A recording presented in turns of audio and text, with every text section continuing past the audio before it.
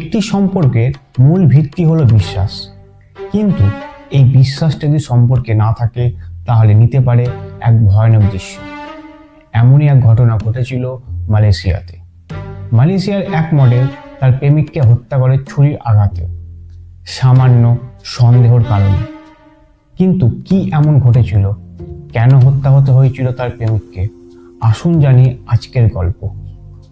নমস্কার, আমি অর্পণ আর আপনাদের স্বাগত রহস্য কথায়। সকাল 9টা হঠাৎই মালয়েশিয়ার থানায় একটি ফোন আসে। ফোনটি করেছিল হসপিটালের জরুরি বিভাগের এক কর্মচারী।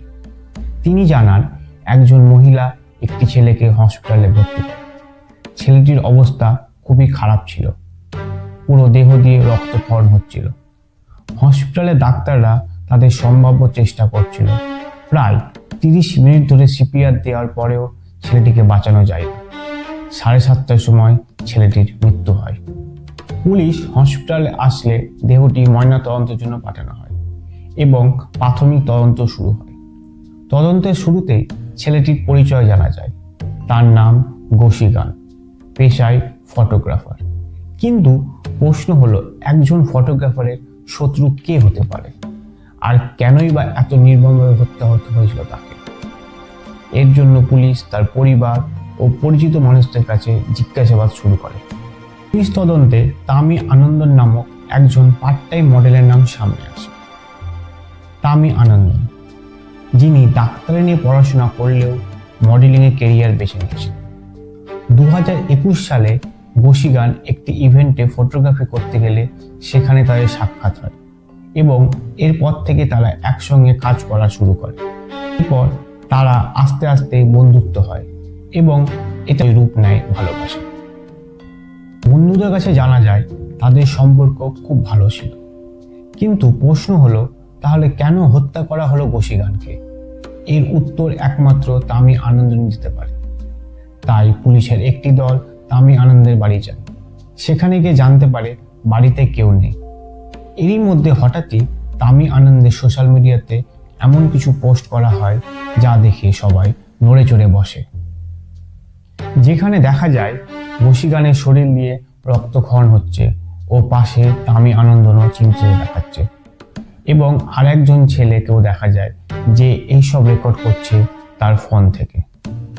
হসপিটালের কর্মচারীরা জানায় একজন মহিলা এই ছেলেটিকে ভর্তি করেছে।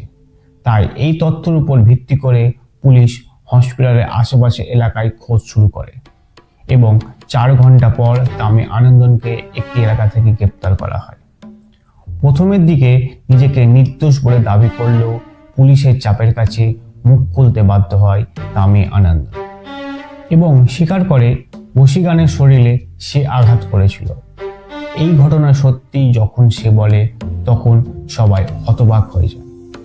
তামি জানায় যে তাদের সম্পর্ক খুব ভালো চলছিল, কিন্তু বিগত কিছুদিন ধরে গোশিগান তাকে সময় দিচ্ছিল না। তাই তামির মনে হয়েছিল সে অন্য কারোর প্রেমে মুগ্ধ হয়েছে। তাই তার মনে ঈর্ষার অনুভূতি আসে। 12ই মার্চ 2024 যখন গোশিগান তামির কাছে আসে তখন তাদের মধ্যে তর্ক শুরু হয় এবং এইসবের মধ্যে হঠাৎই তামি একটি ছুরি বার করে গোশিগানের শরীরে আঘাত করে এবং রাগের মাথায় একের পর এক আরো আঘাত করতে থাকে গোশিগানের শরীরে। কিন্তু ভাইরাল ভিডিওতে দেখা যায় তামি নিজেই গোশিগানের শরীরে ব্যান্ডেজ করছে। তামি পুলিশকে জানায় সে প্রথমে ভেবেছিল এই ক্ষতগুলো অত গভীর নয়, তাই পরে রক্ত না থামার জন্য প্রথমে ব্যান্ডেজ ও তারপরে পাশের একটি হসপিটালে তাকে নিয়ে যায়।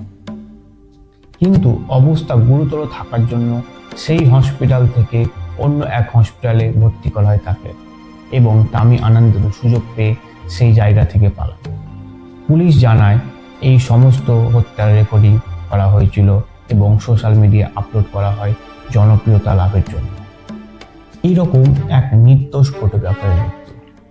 এই ঘটনায় আপনাদের কি মতামত জানাতে পারেন আমাদের কমেন্ট বক্সে।